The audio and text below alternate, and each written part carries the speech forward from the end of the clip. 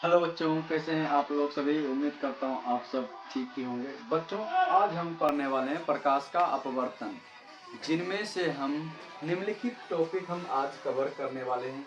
जिनमें से पहला टॉपिक है प्रकाश का अपवर्तन क्या है, यानी प्रकाश का अपवर्तन क्या होता है। दूसरी बात पढ़ेंगे प्रकाश के अपवर्तन के नियम, यानी प्रकाश के अपवर्तन के कितने नियम हैं। तीसरी बात पढ़ेंगे अपवर्तनांक।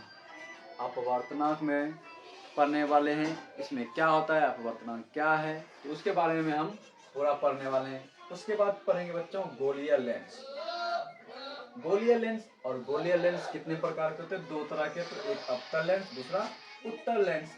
अवतल लेंस और उत्तल लेंस दोनों को हम अलग अलग से पढ़ेंगे। उसके बाद बच्चों कांच के आयताकार स्लैब से अपवर्तन।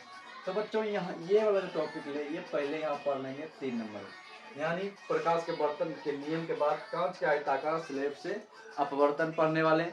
उसके बाद पढ़ेंगे अपवर्तनांक, उसके बाद गोलीय लेंस। उसके बाद बच्चे क्या है, लेंस के चिन्ह परिपाटी। ये चिन्ह परिपाटी हमको सवाल बनाने में बहुत हेल्पफुल होता है, तो इसलिए हमको इसको पढ़ना है, लेंस के चिन्ह परिपाटी।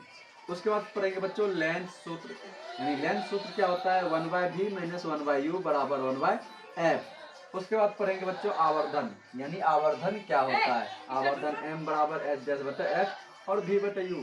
तो हम आगे जानेंगे ये m क्या होता है, h' क्या होता है, h क्या होता है, ये v क्या होता है और u क्या होता है।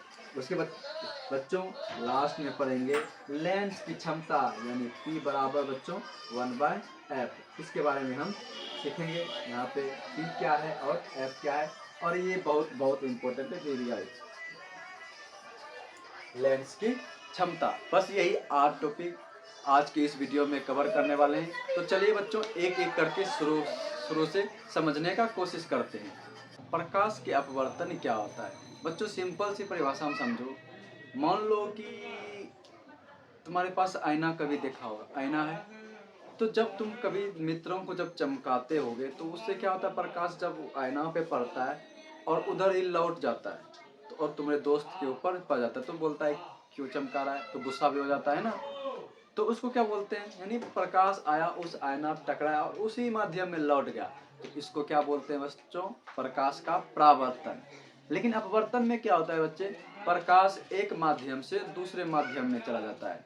जैसे अगर हम बात कर लिया जाए, तुम कंपास में एक छोटा सा लेंस देखा होगा, या तुम अपने दादाजी का चश्मा देखा होगा, तो उसमें क्या होता है कि आर पार प्रकाश चला जाता है कि नहीं जाता है, तो उसी को क्या बोल देते हैं, अपवर्तन हो जाता है। तो हम यहाँ परिभाषा के तौर पर अगर बोल दिया जाए तो क्या लिख सकते हैं बच्चों, यानी जब प्रकाश की किरणें एक माध्यम से, कहां से, तो एक माध्यम से, कहां से, तो एक माध्यम से दूसरे माध्यम में जाती है। तो क्या बोल रहे हैं, ध्यान से सुनो। जब प्रकाश की किरणें एक माध्यम से दूसरे माध्यम में जाती है तो क्या हो जाता है इसकी, तो चाल इसकी चाल और दिशा बदल जाती है, और इसकी चाल और दिशा क्या हो जाता है, बदल जाता है। और इसी घटना को क्या बोलते हैं, प्रकाश का अपवर्तन कहते हैं। और इसी घटना को क्या बोलते हैं, प्रकाश के अपवर्तन कहते हैं। तो हम अगर बोलें तो क्या बोलें, जब प्रकाश की किरण एक माध्यम से दूसरे माध्यम में जाती है तो इसकी दिशा और चाल क्या हो जाता है, बदल जाता है, और इसी को घटना को क्या बोलते हैं, प्रकाश के अपवर्तन कहते हैं। याद हो गया, चलो एक बार मेरे साथ दोहराओ, बोलो, जब प्रकाश की किरण एक माध्यम से दूसरे माध्यम में जाती है तो प्रकाश की चाल और दिशा दोनों बदल जाती है, तो इस घटना को प्रकाश का अपवर्तन कहते हैं। याद हो गया, एकदम याद हो गया होगा तुमको, तो इसको नोट कर लेना कॉपी में। चलो आगे बढ़ते हैं, यानी पहला टॉपिक ये था प्रकाश का अपवर्तन क्या है। तो हम समझ चुके हैं कि जब प्रकाश की किरणें एक माध्यम से दूसरे माध्यम में जाती है तो इसकी चाल और दिशा बदल जाती है, और इसी घटना को क्या बोलते हैं, प्रकाश की अपवर्तन कहते हैं। जरा तुम ही बताओ। चश्मा जो पहनता है तो क्या होता है, आर पार चला जाता है ना रोशनी, तो इसका मतलब उसमें प्रकाश का अपवर्तन हुआ। उसी तरह गिलास में टॉर्च मारो, आर पार चला जाता है रोशनी, यानी उसमें भी क्या हुआ, प्रकाश का अपवर्तन हुआ। यानी कोई भी पारदर्शी वस्तु होगा तो उसमें प्रकाश का अपवर्तन होगा ही होगा। चलो आगे बढ़ते हैं। अब है आगे बच्चे प्रकाश के अपवर्तन के नियम। अब प्रकाश के अपवर्तन के कितने नियम होते हैं, ये क्वेश्चन ही पूछ लेता है ऑब्जेक्टिव में। तो ध्यान देना कि प्रकाश के अपवर्तन के दो नियम होते हैं। कितने नियम होते हैं, दो नियम होते हैं। कितने होते हैं, दो नियम होते हैं। तो पहला नियम क्या कहता है, ध्यान से सुनो। यहाँ पे पहला नियम क्या है, आपतित किरण।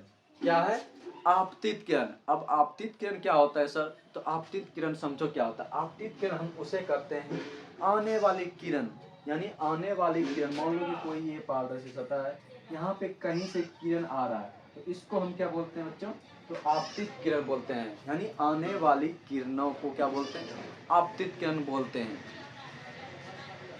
तो उसके बाद क्या है, अपवर्तित किरण। अब कहीं से आया किरण तो उसको बोलेंगे आपतित किरण। अगर मान लो बच्चे, अगर इसी से यहाँ पर से टकरा कर इधर ही लौट जाता तो हम इसको क्या बोलते हैं, परावर्तित किरण। क्या बोल देते, परावर्तित किरण। लेकिन क्या हो गया, ये एक माध्यम से दूसरे माध्यम में टप गया ना, क्या हो गया, ये टप गया, तो इसको बोलते हैं बच्चे अपवर्तित किरण। क्या बोलते हैं इसको, अपवर्तित किरण। जरा यहाँ पे ध्यान दो, तो यहाँ पे कौन सा आपतित किरण हो जाएगा, ये वाला सर। आ रहा है किरण, इधर तो तीर दर्शा रहा है, इधर आ रहा है, यानी आ रहा है तो इसको क्या बोलेंगे, आपतित किरण। क्या बोलते हैं इसको, आपतित किरण। उसके बाद एक माध्यम से, तो ये क्या है, माध्यम ही है ये। एक माध्यम से दूसरे माध्यम, यहाँ पे लिखो माध्यम, माध्यम एक। अब इधर क्या हो जाएगा, माध्यम दो। तो माध्यम एक से दूसरे माध्यम में जा रहा है, तो जब जा रहा है तो इसको कौन सा किरण बोलेंगे, अपवर्तित किरण। हाँ, अपवर्तित किरण। क्या बोलते हैं इसको, अपवर्तित किरण। समझ में आया, अपवर्तित किरण। जब दूसरे माध्यम में चले जाते हैं किरण, उसको बोलते हैं अपवर्तित किरण।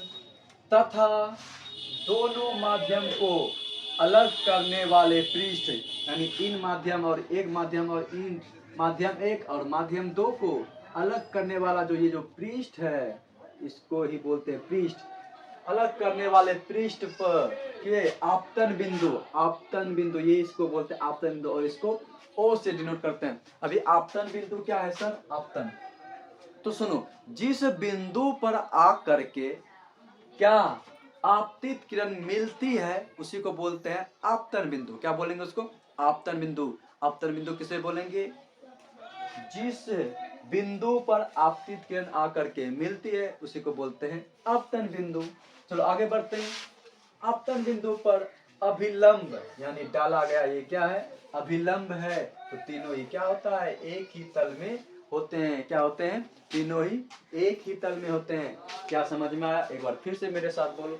यानी आपतित किरण, अपवर्तित किरण तथा दोनों माध्यमों को अलग करने वाले पृष्ठ के आपतन बिंदु पर डाला गया अभिलंब। यहाँ पे सही कर लो बच्चे, डाला गया अभिलंब, डाला गया अभिलंब, अभिलंब तीनों एक ही तल में होते हैं। तीनों एक ही तल में होते हैं। कहने का मतलब यहाँ फिगर से सुनो, आपतित किरण, अपवर्तित किरण तथा दोनों माध्यमों को अलग करने वाला पृष्ठ पर आपतन बिंदु पर डाला गया अभिलंब, तीनों कहाँ होते हैं, एक ही तल में होते हैं। ये किसका है, अपवर्तन के नियम है। एक बार फिर से बोलो मेरे साथ, आपतित किरण, अपवर्तित किरण तथा दोनों माध्यमों को अलग करने वाले पृष्ठ के आपतन बिंदु पर डाला गया अभिलंब, तीनों एक ही तल में होते हैं। यानी तीनों एक ही तल में होते हैं। ये पहला नियम है। अगला नियम क्या है मेरे बच्चे, देखो, प्रकाश के निश्चित रंग, प्रकाश के निश्चित रंग तथा निश्चित माध्यमों के लिए आपतन कोण, प्रकाश के निश्चित रंग तथा निश्चित माध्यमों के लिए आपतन कोण। ये आपतन कोण कौन क्या होता है सर, तो देखो आपतन कोण होता है क्या, आपतित किरण और अभिलंब के बीच में एक कोण बनता है। देखो ये कोण बन रहा है क्या? Yes sir. इसको आई से डिनोट करते हैं और इसी को बोलते हैं आपतन कोण। क्या बोलते हैं? आपतन कोण बोलते हैं। क्या बोलते हैं? आपतन कोण बोलते हैं। इसको क्या बोलते हैं? आपतन कोण। बोलेगा आपतन कोण किसको बोलते हैं? तो बोलना अभिलंब और आपतित किरण के बीच वाले कोण को क्या बोलेंगे? आपतन कोण कहते हैं। अगला क्या है? आपतन कोण की जया। जया, जया का इंग्लिश मीनिंग होता है साइन, सीधी साइन, SIN। आपतन कोण की जया। उसके बाद क्या है बच्चे? अपवर्तन कोण। अपवर्तन कोण क्या होता है सर? तो देखो अपवर्तित किरण और अभिलंब के बीच भी एक कोण बन रहा है। बन रहा है कि नहीं बन रहा है? और इसको आर से डिनोट करते हैं और इसको बोलते हैं अपवर्तन कोण। क्या बोलते हैं? अपवर्तन कोण बोलते हैं। यानी आपतन कोण की जया तथा अपवर्तन कोण की जया यानी साइन का अनुपात स्थिर होता है। क्या होता है? स्थिर होता है। प्रकाश के निश्चित रंग तथा निश्चित माध्यमों के लिए आपतन कोण की जया अपवर्तन कोण की जया का अनुपात क्या होता है? स्थिर होता है। और इसे ही क्या कहते हैं? स्नेल का नियम भी कहते हैं। और इसे भी स्नेल का नियम भी कहते हैं। बस यही दोनों नियम है। और कभी कभी ये VVI लिख लो, ये अपवर्तन के दो नियम, ये दूसरा नियम। कभी कभी डायरेक्ट पूछ लिया जाता है स्नेल का नियम क्या है। तो याद रखना प्रकाश के निश्चित रंग तथा निश्चित माध्यमों के लिए आपतन कोण की जया तथा अपवर्तन कोण की जया के अनुपात क्या होता है? स्थिर होता है। और इसे ही स्नेल का नियम कहते हैं।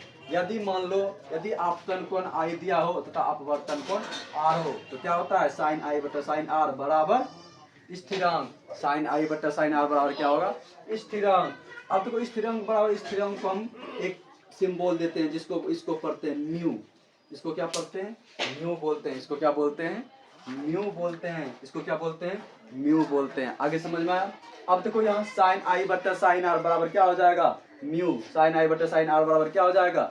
म्यू हो जाएगा। जहाँ म्यू क्या है? म्यू का अपवर्तनांक भी कहते हैं। म्यू को क्या बोलते हैं? अपवर्तनांक भी कहते हैं। जहाँ म्यू को क्या बोलते हैं? अपवर्तनांक भी कहते हैं। अब देखो यहाँ पे माध्यम दो होते हैं बच्चों। एक होता है सघन माध्यम, दूसरा होता है विरल माध्यम। एक होता है सघन माध्यम और दूसरा होता है विरल माध्यम। विरल माध्यम। माध्यम कितने होते हैं? माध्यम दो होते हैं। एक होता है सघन, दूसरा होता है विरल माध्यम। अब सघन माध्यम और विरल माध्यम क्या है सर वो बता दीजिए।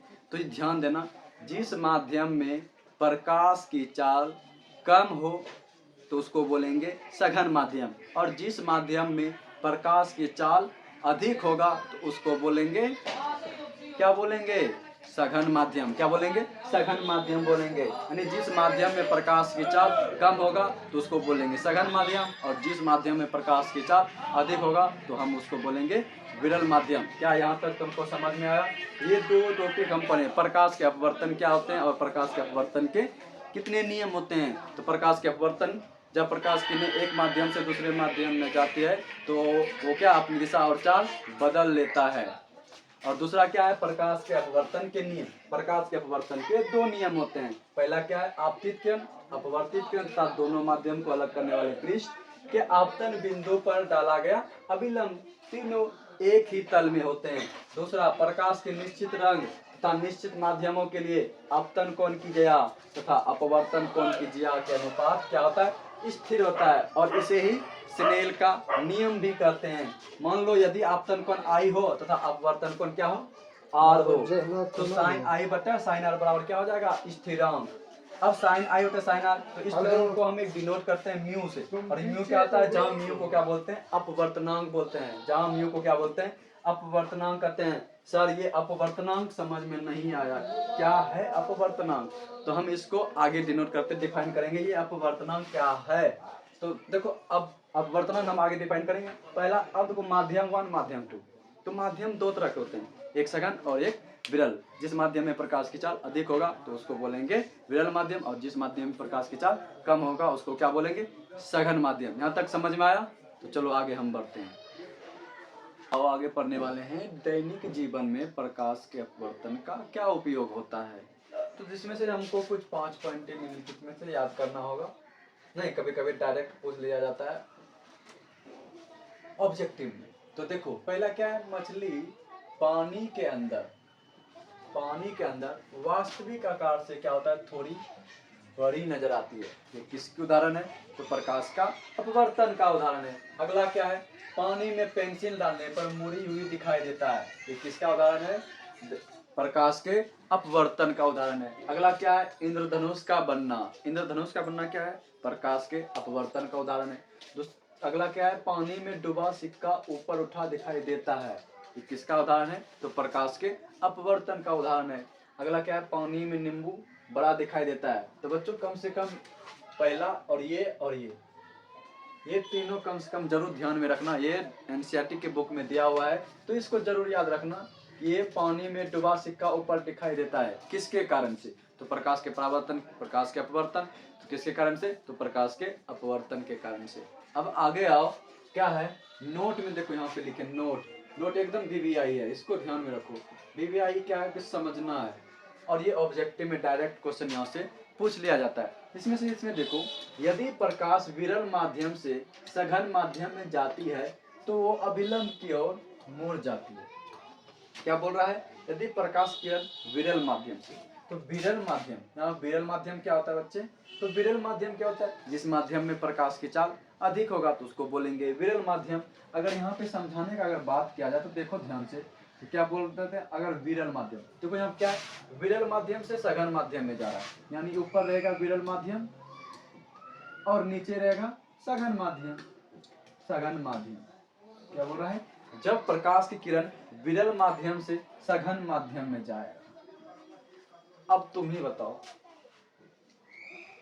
एक चीज ध्यान से दो, मान लो कि तुम किसी रूम में रहते हो और तुम जब अकेले हो, तो तुम ही बताओ क्या हो रहा है कि घर में सोए हो। जब घर में सोए हो तो अकेले जब रहते हो तो आराम से नींद लेते हो, एकदम टांगों पसार के सोते हो। लेकिन वही ध्यान जब शादी ब्याह हो जाता है या तुम्हारा कोई दोस्त 4-5 को आ जाता है तुम्हारे पास रहने के लिए, अब तुम्हारे पास सोने का जगह नहीं है, तो क्या करोगे, उसी चौकी पे एडजस्ट कर लोगे, और क्या हो जाए, तुमको धीरे धीरे तुम दीवार की ओर सट जाओगे, यानी दीवार की ओर सट जाओगे, धक्का दे देगा, उधर हटो, अरे थोड़ा भाई उधर हट लो, तो किसी न किसी तरह दिक्कत से सटोगे और दीवार के अंदर क्या हो जाएगा, सट जाएगा तुम। तो वही बात इसमें भी होता है। अब तुम ये बताओ, विरल मतलब जहाँ पे तुमको एकदम नींद एकदम सो रहे थे, लेकिन वही जब दोस्त आ गया तो बहुत परेशानी हो रहा था, यानी सघन हो गया ना, तो सघन हो गया, तो जब तुम सघन हो गया तो दीवार में तुमको सटना पड़ रहा है, दीवार में सटना पड़ रहा है। वही बात यहाँ ध्यान में देखो कि यहाँ पे अभिलंब है, दीवार की जगह पे यहाँ क्या है, अभिलंब। तो बताओ अभिलंब की ओर सटोगे कि दूर भागोगे, नहीं सर, एकदम अभिलंब की ओर सट जाएंगे, अभिलंब की ओर सट जाएंगे, वही बात है। लेकिन तुम ध्यान दो, जिस दिन फिर दोबारा दूसरे दिन तुम्हारा दोस्त चला गया, उसके बाद क्या करोगे, उसके बाद फिर टांग पसार के सोएंगे, दीवार में सटने का पड़ने की जरूरत नहीं, दीवार से दूर भाग जाएंगे। समझा कि नहीं समझा, वही बात है यहाँ पे। यानी जब विरल माध्यम, तो विरल माध्यम एकदम नींद क्या, नींद बोलो, आराम से नींद ले रहे हो।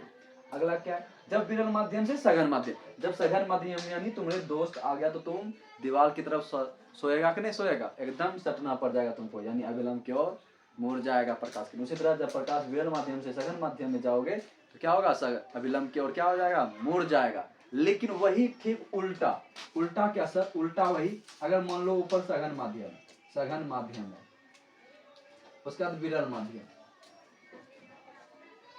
जब प्रकाश किरण सघन माध्यम से विरल माध्यम में आएगा तो तुम्हें बताओ अभिलंब से दूर जाएगा कि अभिलंब से दूर कि नजदीक आएगा, ये बता दो। अभिलंब से दूर ही भागेगा, बोलेगा क्यों सर, जिस दिन दोस्त आया था ना एकदम दीवार में सट के सोना पड़ा था, लेकिन जैसे ही चला गया दीवार में सटेगा, एकदम घोड़ा बेच के सोया, तो यहाँ से क्या हो जाएगा, अभिलंब से दूर चला जाएगा। तो इसको क्या बोलेंगे, तो ये दोनों चीज याद रखना, वेरी वेरी इंपॉर्टेंट पॉइंट है। तो यहाँ पे ध्यान दो, क्या बोल रहा है, विरल से सघन माध्यम में, विरल से सघन माध्यम में जा रहा है तो अभिलंब की ओर मुड़ जाती है, यानी अभिलंब की ओर क्या रहता है, मुड़ जाता है। जब विरल से सघन में जा रहा है, ठीक उसका उल्टा, यदि प्रकाश की किरण सघन माध्यम से विरल माध्यम में जाती है, अब सघन है यानी दोस्त आया, अब दोस्त चला गया, एकदम फ्री हो गया तो अभिलंब से दूर जाएंगे, यानी दीवार के तरफ नहीं सट के सोना पड़ेगा, दीवार से थोड़ा सा दूर ही रहेंगे, वही बात है, अभिलंब से दूर चलेंगे। डायरेक्ट ऑब्जेक्टिव में क्वेश्चन ये पूछ लिया जाता है, इसलिए इसको ध्यान रखना है। आगे बढ़े। अगला टॉपिक है कांच का आयताकार स्लैब से अपवर्तन। कांच का एक आयताकार, मान लो आयताकार बर्फ देखा है ना, बर्फ देखा होगा, तो बर्फ जैसा आयताकार है कि नहीं होता है, नहीं होता है, हाँ आयताकार होता है सर। अब उससे प्रकाश का अपवर्तन करवाना है तो क्या होता है। अब तुम यहाँ ध्यान से देखो, क्या देखेंगे सर बताइए। देखो यहाँ पे जब हम प्रकाश को आ रहे हैं तो ये कौन चीज, विरल की सघन, सर विरल है, कोई बात नहीं, विरल माध्यम है। जब बर्फ में पड़ रहा है तो क्या हो जाएगा ये सर, सघन माध्यम हो जाएगा, कोई बात नहीं।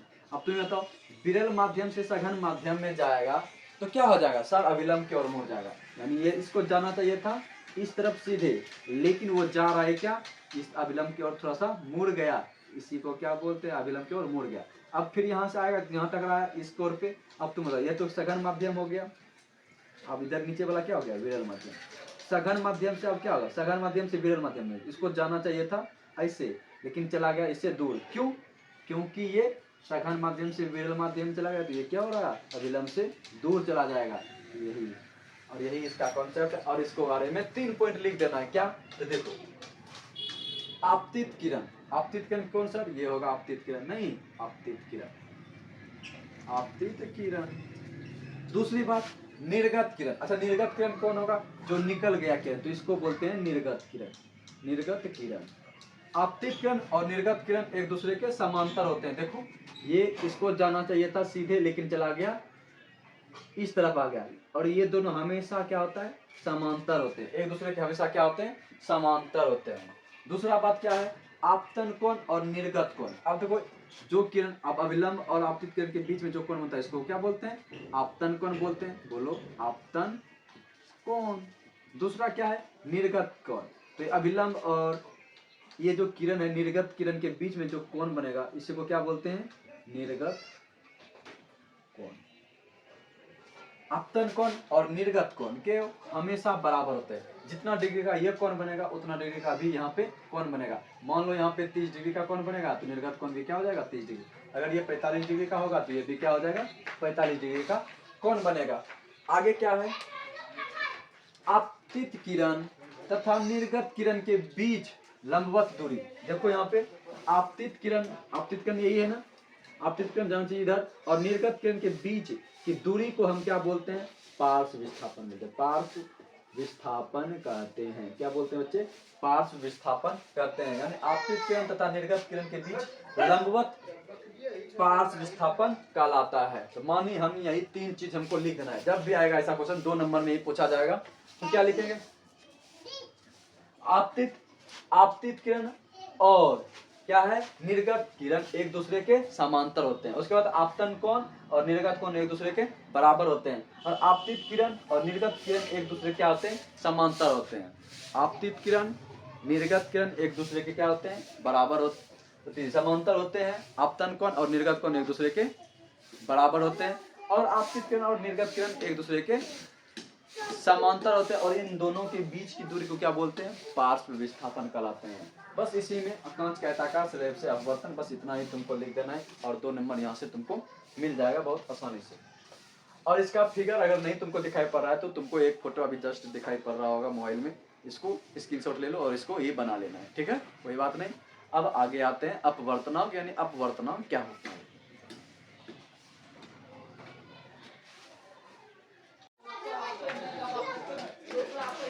अब है बच्चों अपवर्तनांक। अब अपवर्तनांक क्या होता है समझो, अपवर्तनांक क्या होता है। एक होता है बच्चों अपवर्तनांक, दूसरा होता है निरपेक्ष अपवर्तनांक, और तीसरा होता है सापेक्ष अपवर्तनांक। तीनों को एक ही साथ समझना है, और तीनों आसान है, बस ध्यान से देखना और सुनो क्या बोल रहे हैं। देखो अपवर्तनांक किसको बोलते हैं, किसी माध्यम का अपवर्तनांक क्या होता है समझो। यहाँ पे क्या लिखे हैं, किसी माध्यम का अपवर्तनांक क्या बोलते हैं, निर्वात में प्रकाश की चाल, निर्वात में प्रकाश की चाल और माध्यम में प्रकाश की चाल के अनुपात को ही अपवर्तनांक कहते हैं। यानी निर्वात में प्रकाश की चाल और किसी माध्यम में प्रकाश की चाल के अनुपात को ही क्या बोलते हैं, अपवर्तनांक बोलते हैं। क्या बोलते हैं, अपवर्तनांक बोलते हैं। उसी तरह परिभाषा में अगर लिखेंगे तो किसी माध्यम का अपवर्तनांक निर्वात में प्रकाश की चाल, इसको C से डिनोट करते हैं, तथा माध्यम में प्रकाश की चाल यानी CM से डिनोट करते हैं, कि अनुपात को क्या करते हैं, अपवर्तनांक कहते हैं। और इसे n से सूचित किया जाता है, n से सूचित किया जाता है। कभी कभी बुक में दिया जाता है बच्चों n की जगह पे म्यू, तो यानी यहाँ पे हम लिखे हैं n कोई म्यू, यानी म्यू या कभी n, इस तरह का दिया रहेगा तो घबराना नहीं। म्यू से भी डिनोट करते हैं किसको, अपवर्तनांक को। किसे डिनोट करते हैं, म्यू या तो n से। आगे बढ़े तो अपवर्तनांक बराबर यहाँ पे क्या हो गया बच्चों, निर्वात में प्रकाश की चाल और माध्यम में प्रकाश की चाल के अनुपात को क्या बोलेंगे, अपवर्तनांक बोलेंगे। तुम ऐसे भी ले सकते हो, निर्वात में प्रकाश की चाल और माध्यम में प्रकाश की चाल के अनुपात को अपवर्तनांक करते हैं। आगे बढ़े तो यहाँ से n बराबर निर्वात में प्रकाश की चाल किससे डिनोट किया है बच्चे, c से। कहाँ से, c से।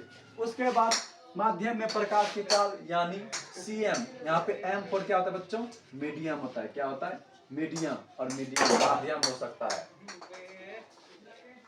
कट के आवाज नहीं सुनाई कोई लोग, कहना तो उन्हें आप पीछे हो जाओ, जो उन्हें आप पीछे चलो, जो उन्हें चलो जो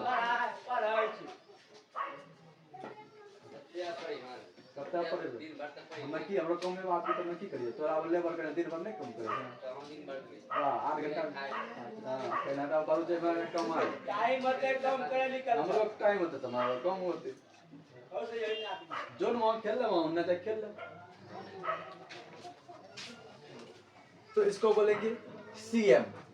कोई दिक्कत यहाँ तक नहीं ना, तो इसको डिनोट करते हैं। अब है बच्चों निरपेक्ष अपवर्तनांक। निरपेक्ष अपवर्तनांक क्या बोलते हैं, बस कुछ नहीं है, बस इसमें क्या है, वायु में प्रकाश की चाल और माध्यम में प्रकाश की चाल के अनुपात को ही क्या बोलते हैं, निरपेक्ष अपवर्तनांक कहते हैं। यानी वायु में प्रकाश की चाल और किसी माध्यम में प्रकाश की चाल के अनुपात को क्या बोलेंगे, निरपेक्ष अपवर्तनांक बोलेंगे। तो यहाँ से निरपेक्ष अपवर्तनांक बराबर क्या हो जाता है दोस्तों, वायु में प्रकाश की चाल बटा माध्यम में प्रकाश की चाल के अनुपात को ही निरपेक्ष अपवर्तनांक कहते हैं। अब देखो निरपेक्ष अपवर्तनांक को ही अपवर्तनांक कहते हैं, सेम टू सेम भाषा है। यहाँ पे निर्वात एक जगह सिर्फ है वायु, इसलिए निरपेक्ष अपवर्तनांक को अपवर्तनांक भी कहते हैं। आगे क्या है, सापेक्ष अपवर्तनांक। सापेक्ष अपवर्तनांक क्या होता है बच्चे, देखो सापेक्ष अपवर्तनांक क्या होता है, किसी दो माध्यमों का अपवर्तनांक का तुलना कर देते हैं। तो यहाँ पे देखो क्या लिखें, माध्यम 2 का अपवर्तनांक, माध्यम 2 का अपवर्तनांक और माध्यम 1 के अपवर्तनांक के अनुपात को ही क्या बोलते हैं, सापेक्ष अपवर्तनांक या सापेक्षिक अपवर्तनांक करते हैं। यानी माध्यम 2 का अपवर्तनांक जो होगा और माध्यम 1 का अपवर्तनांक के अनुपात को ही क्या बोलते हैं, सापेक्ष या सापेक्षिक अपवर्तनांक कहते हैं। सापेक्ष अपवर्तनांक बराबर क्या होता है, माध्यम 2 का अपवर्तनांक बटा माध्यम 1 का अपवर्तनांक। समझ में आया, तो यही तीनों अपवर्तनांक है। अब इसमें से कुछ महत्वपूर्ण बातें हैं जिसको याद रखना होता है, तो इधर हम लिखें, इसको भी नोट कर लेना है साथ ही साथ, ठीक है। तो देखो पहला क्या है, वायु का अपवर्तनांक। डायरेक्ट क्वेश्चन पूछ लिया जाता है कि वायु का अपवर्तनांक कितना होता है, तो वायु का अपवर्तनांक 1 होता है। अगर एक्यूरेट वैल्यू पूछे तो 1.003 होता है। कितना होता है, 1.003 होता है। लेकिन याद रखना वायु का अपवर्तनांक 1 होता है, वायु का अपवर्तनांक 1 होता है। अगला क्या है, हीरा का अपवर्तनांक कितना होता है, तो 2.4, एकदम VVI, एकदम याद रखिए, ये क्वेश्चन बहुत इंपॉर्टेंट है। तो हीरा का अपवर्तनांक कितना होता है, 2.42 होता है। और यहाँ से क्वेश्चन एक चीज बनता है, ये सबसे अधिक होता है। बोलेगा निम्नलिखित में से किसका अपवर्तनांक सबसे अधिक होता है, याद रखना हीरा का। किसका याद रखना, हीरा का अपवर्तनांक सबसे अधिक होता है। अगला क्वेश्चन क्या है, पानी का अपवर्तनांक। तो पानी का अपवर्तनांक क्या होता है, तो पानी का अपवर्तनांक कितना होता है, 1.33। पानी का अपवर्तनांक कितना होता है, 1.33। अगला क्या है, कांच का अपवर्तनांक। कांच का अपवर्तनांक कितना होता है, 1.5। उसके बाद बर्फ का अपवर्तनांक कितना होता है, 1.31।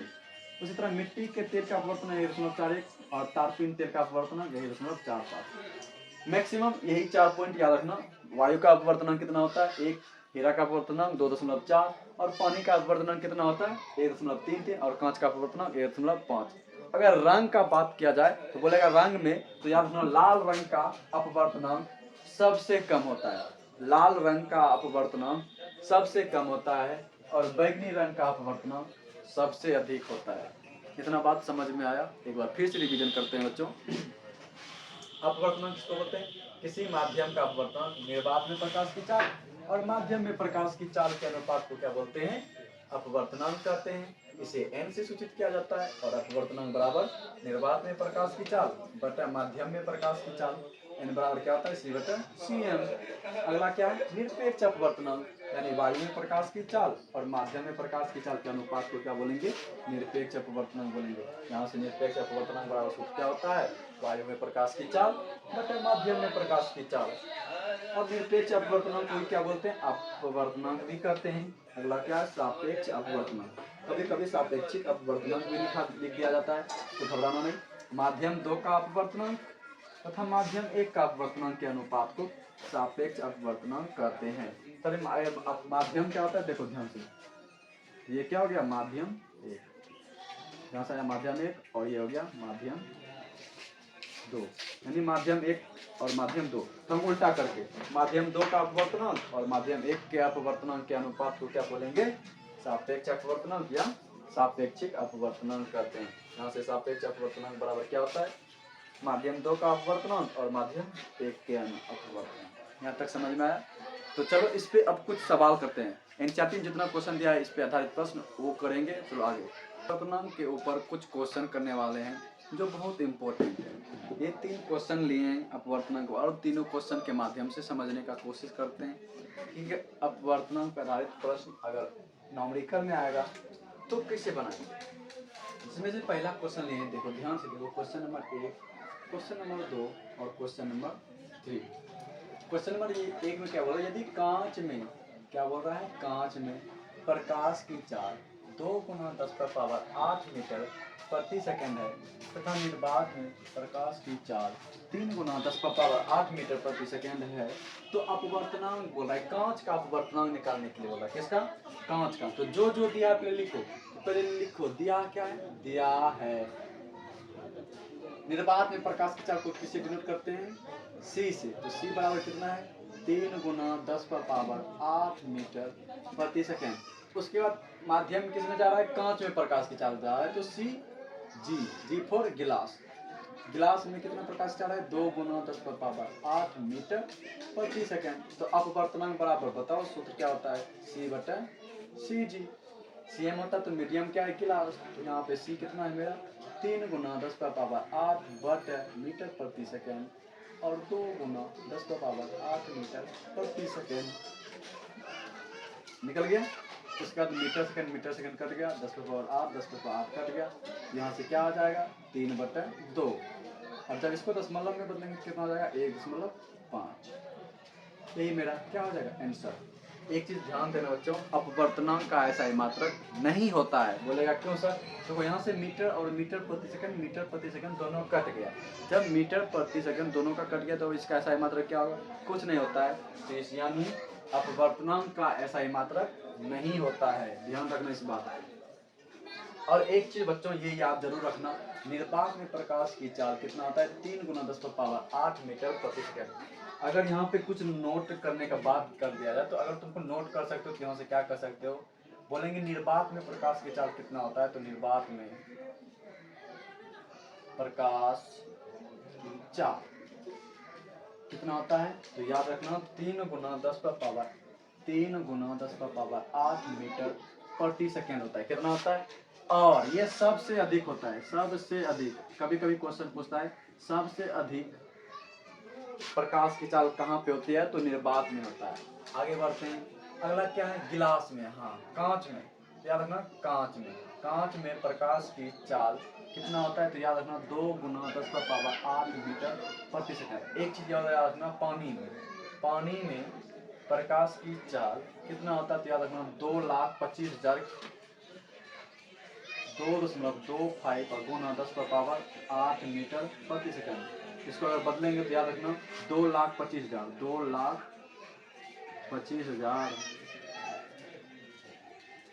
किलोमीटर प्रति सेकंड होता है। बस यही 3 चीज याद रखना, पहला, दूसरा, तीसरा। पानी में प्रकाश की चाल 2,25,000 किलोमीटर प्रति सेकंड। कांच में प्रकाश की चाल 2 × 10⁸ मीटर प्रति सेकंड।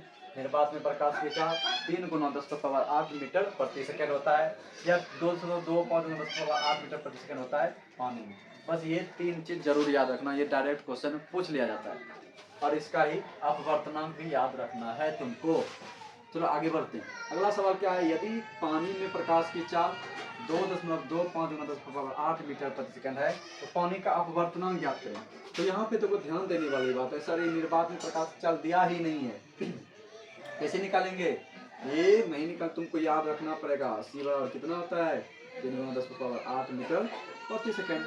यहाँ पे क्या है, C watt, C W, W for water, तो सी डब्ल्यू बराबर क्या हो जाएगा, 2.25 × 10⁸ मीटर प्रति सेकंड, यही हो जाएगा।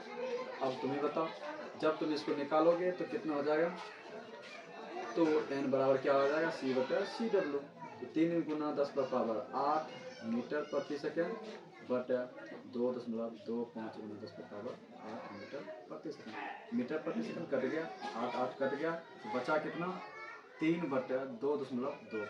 तब दशमलव बढ़ाएंगे तो ऊपर जाएगा 00, जब कटाएंगे तो 25 एकम 25 से, अब 25 दूनी 50, फिर 25 नमो 225, 3 चौके 12, 3 तिया 9, यानी 4/3। जब इसको बदलेंगे तो कितना आ जाएगा, 1.33, यही मेरा आंसर हो जाएगा। कभी कभी ये डायरेक्ट करके दिया जाता है, तो इसको ध्यान में रखना है। अगला क्वेश्चन है कि यदि पानी का अपवर्तनांक 1.33 है और पानी में प्रकाश की चाल क्या होगा। यहाँ पे देखो अपवर्तनांक दिया हुआ, तो पानी में प्रकाश का चाल इस बार पूछ लिया, अपवर्तनांक देके चाल पूछ लिया, कोई दिक्कत नहीं। तो बता n बराबर कितना है, तो n क्या हुआ, n डब्ल्यू, वाटर है ना, पानी का अपवर्तनांक 1.33 है। बताओ c का मान नहीं दिया तो c बराबर अपने लिखेंगे 3×10⁸ मीटर प्रति सेकंड।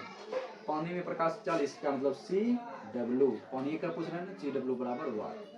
तुम ध्यान में दो, तो n बराबर क्या होता है, c बटा सी डब्ल्यू, सी डब्ल्यू, तो n मेरा कितना है, 1.33, c मेरा कितना है, तो कुछ नहीं है, तो 3×10⁸ मीटर प्रति सेकंड हो जाएगा, बटा सी डब्ल्यू हो जाएगा। डब्ल्यू को नीचे लटकाना है। अब देखो, इसको इधर भेजेंगे, इसको इधर भेजेंगे, क्या आ जाएगा, सी डब्ल्यू बराबर कितना हो जाएगा, 3×10⁸ मीटर प्रति सेकंड बटा 1.33, यही होगा 1.33। तुम ध्यान से देखो, तो 1.33 को हम क्या लिख सकते हैं, 4/3 लिख सकते हैं या नहीं, हाँ सर लिख सकते हैं, बोलो, अरे बोलो, नहीं तो हम क्या कर सकते हैं, यहाँ पे 4/3 लिख सकते हैं, तो 3×10⁸ मीटर प्रति सेकंड बट यहाँ पे क्या लिख सकते हैं, 4/3 लिख सकते हैं, किसको, तो 1.33 को 4.3 लिख सकते हैं। अब देखो ये 3 चला जाएगा ऊपर, तो चला जाएगा कि नहीं चला जाएगा, बोलो, तो 3 तिया 9, यहाँ से क्या हो जाएगा, तो 9×10⁸ मीटर प्रति सेकंड बटा 4 से भाग दे दो, कितना हो जाएगा, 2.25 × 10⁸ मीटर प्रति सेकंड, यही मेरा क्या हो जाएगा, आंसर हो जाएगा। समझा, बस यही था इन तीनों टाइप का। तो अपवर्तन पर बनने वाले सवाल तीनों को ध्यान से देखना और एक बार प्रैक्टिस करना है, अपने से बनाने का कोशिश करना, और ये याद रखना, निर्वात में प्रकाश की चाल कितना होता है, 3×10⁸ मीटर प्रति सेकंड। उसके बाद कांच में प्रकाश की चाल कितना होता है, 2×10⁸ मीटर प्रति सेकंड। और पानी में प्रकाश की चाल कितना होता है, 2.25 × 10⁸ मीटर प्रति सेकंड। कोई दिक्कत यहाँ तक, कोई दिक्कत है यहाँ तक तो बोलो, नहीं ना, तो चलो आगे बढ़े। अच्छा, तुमको SW में रहा, SW में लिख लो, SW में जहाँ पर SW में तुमको बताना है पानी तथा गिलास के बीच सापेक्ष अपवर्तनांक कितना होगा, सापेक्ष अपवर्तनांक कितना होगा, पानी तथा गिलास के बीच सापेक्ष अपवर्तनांक तुमको कितना होगा बताना है। पानी का अपवर्तनांक तुम जानते हो और गिलास का भी अपवर्तनांक जानते हो, इसलिए तुमको सापेक्ष अपवर्तनांक कितना होगा तुमको निकालना है SW में, ठीक है। तो अब आओ हम आगे, तुम नोट में इसको लिख लो। नोट में तुमको क्या लिखना है, देखो नोट में तुमको ये तीनों पॉइंट एकदम इम्पोर्टेंट है। देखो क्या है कि बोल रहा है कि जिस माध्यम का अपवर्तनांक अधिक होगा उसमें प्रकाश की चाल क्या हो, कम होगा। जिस माध्यम का अपवर्तनांक अधिक होगा इसका मतलब वो सर सघन माध्यम भी होगा, नहीं जिस माध्यम का अपवर्तनांक अधिक होगा उसमें प्रकाश की चाल कम होगा। तो ठीक इसका उल्टा लिख सकते हो, जिस माध्यम का अपवर्तनांक कम होगा उसमें प्रकाश की चाल क्या होगा, अधिक होगा। तो यहाँ पे ध्यान देखो, पहला विरल माध्यम, जल्दी बताओ, विरल माध्यम में प्रकाश की चाल क्या होता है सर? विरल माध्यम में प्रकाश की चाल अधिक होती है, यानी प्रकाश की चाल क्या होगा, अधिक होगा। सर जिसमें प्रकाश की चाल अधिक होगा तो उसका अपवर्तनांक क्या होगा, कम होगा, उसका अपवर्तनांक सर कम होगा। तो यहाँ से हम तीनों चीज रिलेशन निकाल सकते हैं सर। विरल माध्यम का अपवर्तनांक कम होता है, उसी तरह विरल माध्यम में प्रकाश की चाल अधिक होगा, और जिस माध्यम में प्रकाश की चाल अधिक होगा उसका अपवर्तनांक कम होगा, यानी वो विरल माध्यम होगा। उसी तरह यहाँ पे है सघन माध्यम। अब सघन माध्यम देखो क्या है बच्चे, सघन माध्यम क्या होता है? तो सघन माध्यम में सर प्रकाश की चाल कम होगा, और जब प्रकाश की चाल कम होगा तो उसमें अपवर्तनांक क्या होगा, अधिक होगा। तो यहाँ से हम कह सकते हैं सर प्रकाश की चाल जिसमें कम होगा तो उसका अपवर्तनांक अधिक होगा। एक चीज और ध्यान में नोट में कर लेना बच्चे, नोट में क्या लिख सकते हो, और कि सर अपवर्तनांक घनत्व पर निर्भर नहीं करता है। क्या करता है, नहीं करता है, इसको भी याद रखना। एनसीईआरटी लिखा हुआ है अपवर्तनांक घनत्व पर निर्भर नहीं करता है, बस यही चीज याद रखना है, बस अपवर्तनांक पे। और यहाँ से तुम्हारा अपवर्तनांक हो गया समाप्त। अब बच्चे हम आगे पढ़ेंगे गोलीय लेंस। क्या पढ़ेंगे बच्चों, गोलीय लेंस। गोलीय लेंस हम पढ़ने वाले हैं बच्चों नेक्स्ट क्लास में।